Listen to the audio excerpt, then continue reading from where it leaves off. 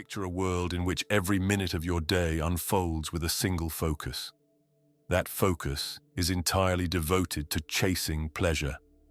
Consider the promise of unending gratification, an inexhaustible flow of entertainment. Distractions abound, and indulgences crafted to meet your every craving. Now ask yourself what cost you would accept for this. Could the tireless pursuit of happiness lead, not to freedom, but to bondage? Today we will examine how the quest for pleasure, as warned by Aldous Huxley, can harden into a modern form of slavery. We will draw on timeless wisdom and on contemporary psychology to reveal how our craving for comfort, ease, and quick gratification may quietly be stealing our freedom. We will share the most profound insight, a perspective that could permanently alter how you view your life. Let us begin this journey into grasping the hidden perils of pleasure and how we might reclaim our freedom in a world determined to keep us shackled to fleeting desires.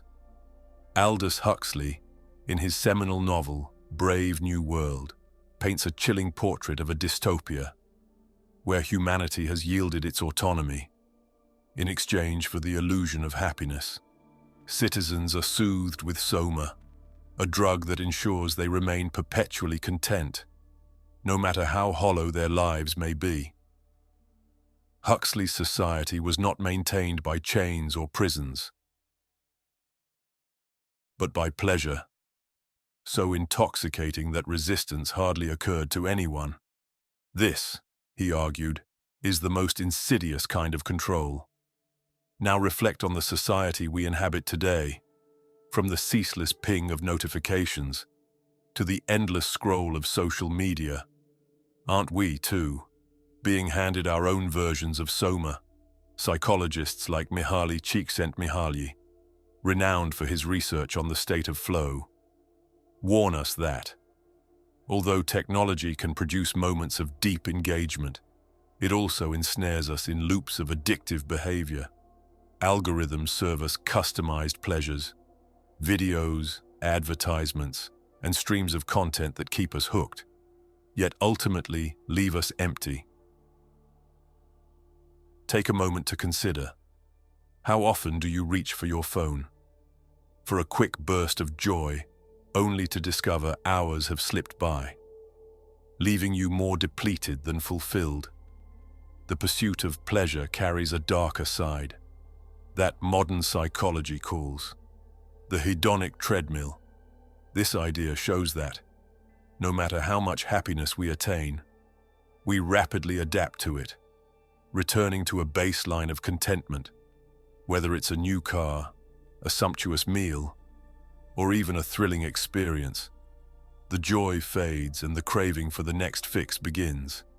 In Huxley's terms, we become captives of our own desires, constantly chasing a satisfaction that stays just out of reach. This is not merely an abstract issue. Research reveals a troubling correlation between the rise of modern conveniences and the decline of mental health. A 2020 study, published in the Journal of Affective Disorders, found that excessive screen time, especially on social media platforms, is associated with higher rates of anxiety and depression. Even more alarming is how this cycle sustains itself. The more disconnected and unhappy we feel, the more we seek solace in the very devices that perpetuate our misery. What is the true cost of this endless pursuit of pleasure? Philosopher Viktor Frankl, a Holocaust survivor and author of Man's Search for Meaning, argued that genuine fulfillment arises not from chasing happiness, but from discovering purpose. He believed that, when individuals lack meaning in their lives, they are more prone to seek distractions, which only deepens their existential void. Ask yourself, are you living a life of purpose, or have you unknowingly allowed the pursuit of pleasure to dictate your choices? This question is not merely philosophical, it is profoundly practical. Every day we confront decisions. Should we binge another series? Or spend time with loved ones? Should we scroll aimlessly? Or invest in our personal growth? These small moments, seemingly inconsequential, accumulate into the very framework of our lives. Aldous Huxley once observed that most human beings possess an almost infinite capacity for taking things for granted.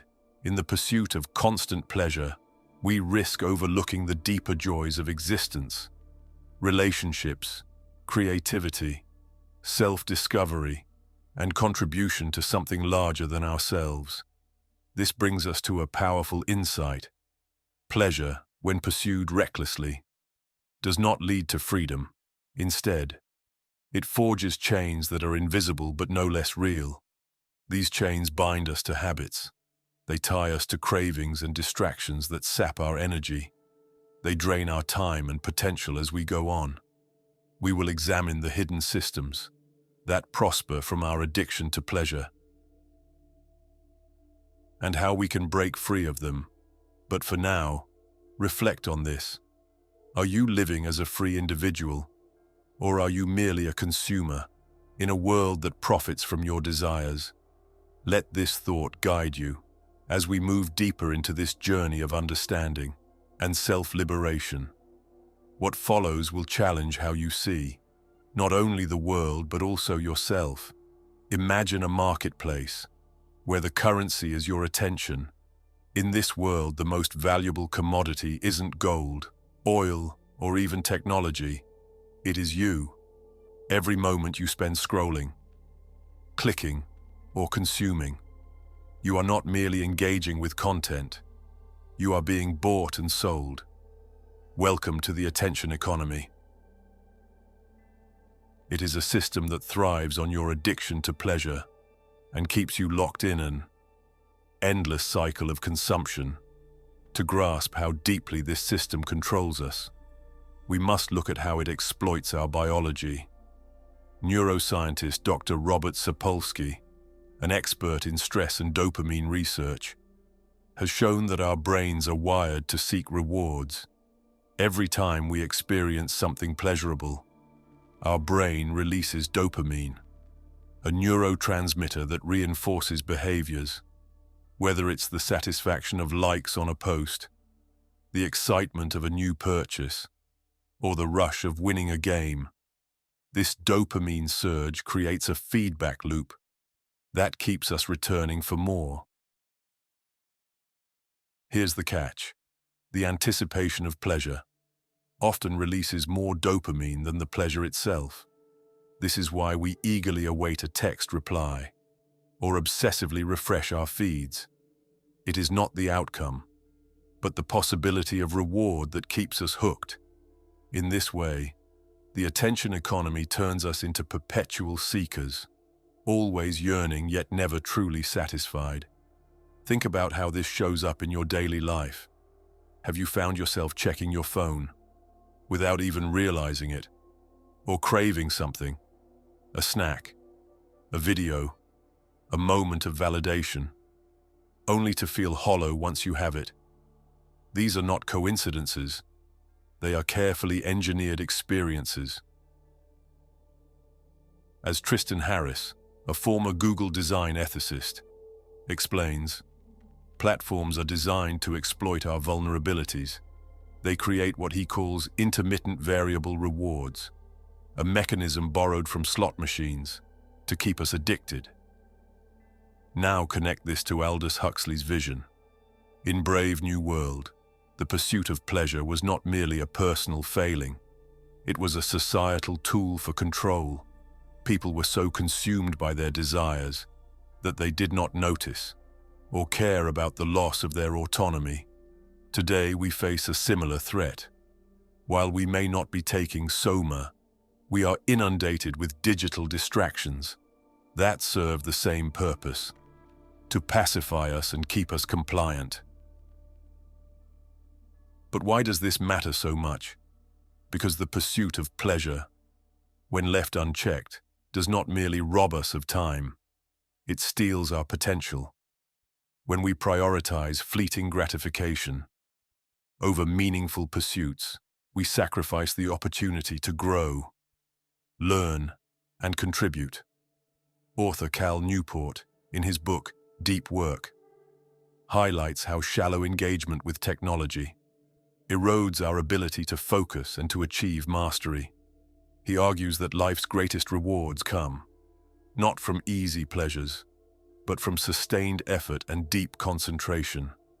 Consider this: how much of your time goes to activities that truly enrich your life?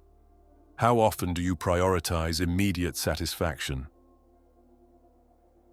over long-term fulfillment?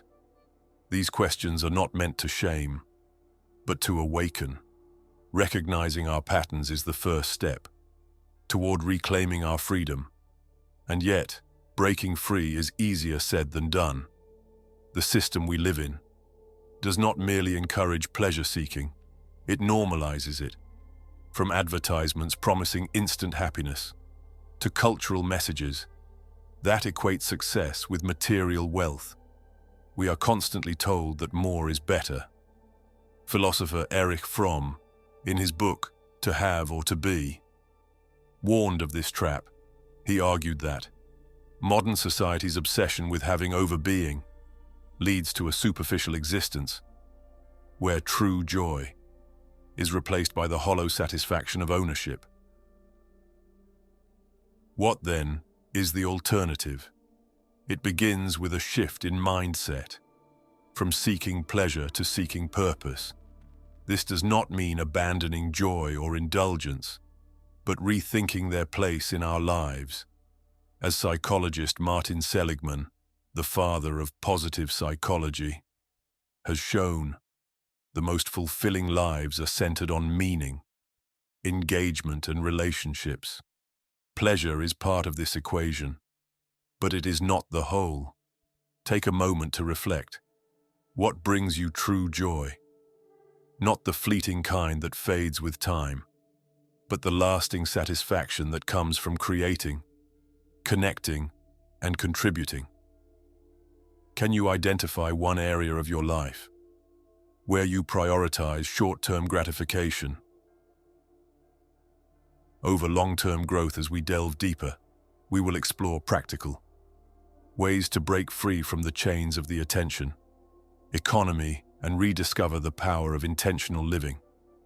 But for now, hold to this truth: the pursuit of pleasure, when unchecked, becomes a pursuit of slavery. To be truly free, we must learn to discern what delights us and what destroys us. The answers to these questions lie not in the next distraction, but in quiet moments of self-reflection, uncovering how we can reclaim our time, our focus, and ultimately our lives. What comes next will challenge much of what you think you know about happiness and freedom. Now let's go deeper into the psychological and philosophical consequences of a life driven by the pursuit of pleasure. If we have learned anything from thinkers like Aldous Huxley and modern psychologists, it is this: unchecked hedonism does not only enslave individuals, it reshapes entire societies. Consider the notion of soft tyranny, a term often used to describe control that feels comforting rather than oppressive. Alexis de Tocqueville, in his analysis of democratic societies, warned that people might one day willingly surrender their freedoms for comfort and security. This is precisely the world Huxley envisioned. In Brave New World, a society lulled into compliance not by fear or force, but by pleasure and distraction. Now look at our world. Every day we are bombarded with promises of ease, smart devices that think for us, apps that deliver instant gratification, and a culture that glorifies convenience above all else. While these advancements make life more comfortable, They also make us more dependent. The less effort we put into living, the more power we surrender to those who control these systems. But here is the hidden danger.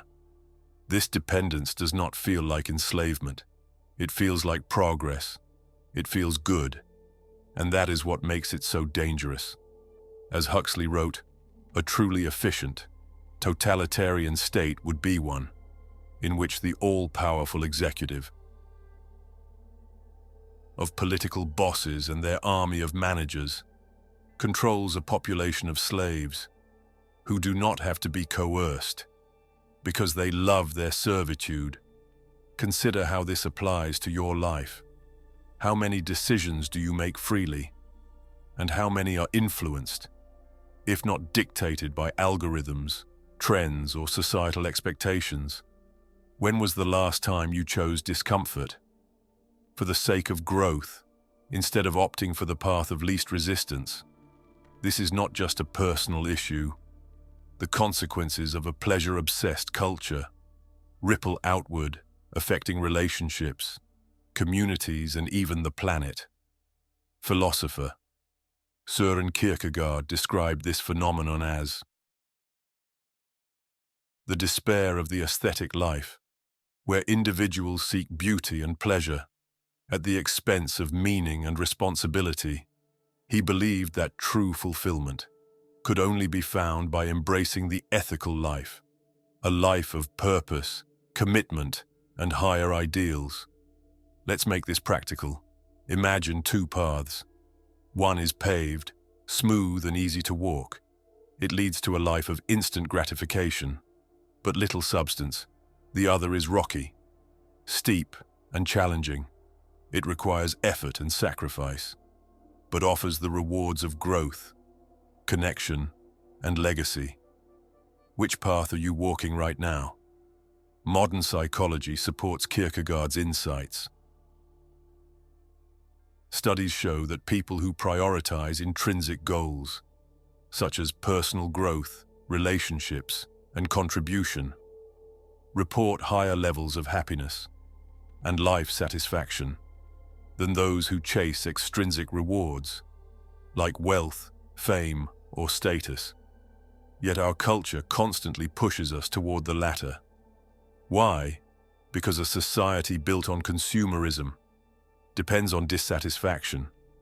If you were truly content, you would not need the latest gadget, trend, or product. This is why advertisers do not merely sell products. They sell lifestyles. They make you believe that happiness is always just one purchase away. But here is the truth. No amount of external pleasure can fill an internal void. This is why so many people, despite having everything they thought they wanted, still feel unfulfilled. Psychologist Carl Jung famously said that people will do anything, no matter how absurd, to avoid facing their own souls. The relentless pursuit of pleasure is often a way to avoid the harder, yet more rewarding work of self-discovery. So how do we escape this trap? It begins with awareness. We must learn to recognize the systems and behaviors that keep us enslaved to pleasure. But awareness alone is not enough. We must also take deliberate action, sometimes uncomfortable steps, toward reclaiming our lives. Start small, turn off notifications, set boundaries with technology. Choose meaningful activities over mindless distractions. These actions may seem insignificant, but they are revolutionary. In a world designed to keep you distracted, ask yourself, what would your life look like if you prioritized meaning over pleasure? What habits or mindsets would you need to change to walk the path of growth rather than gratification? As we enter the final part of this journey, we will explore the most profound insight, the ultimate key to breaking free from the chains of pleasure. This revelation has the power to transform not just how you live, but who you are. because the most important lesson is still to come. Let us now confront the heart of the matter. How do we reclaim our freedom?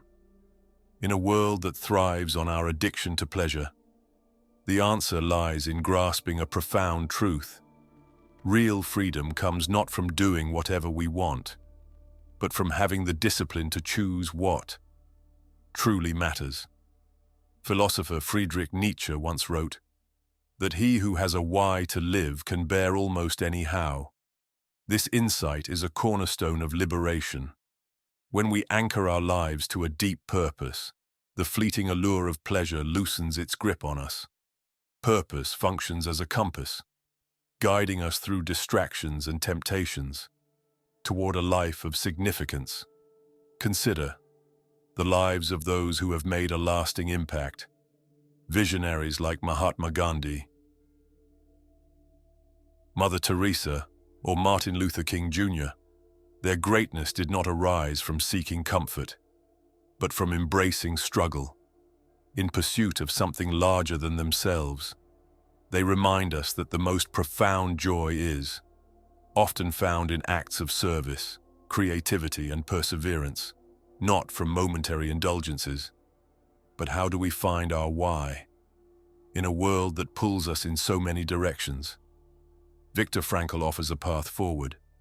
In his book, Man's Search for Meaning, Frankl describes 3 sources of meaning. Each of these avenues requires us to look beyond ourselves and our immediate desires, inviting us to engage deeply with life. Start by asking yourself these questions. What legacy do I want to leave behind? How can I use my strengths to contribute to others?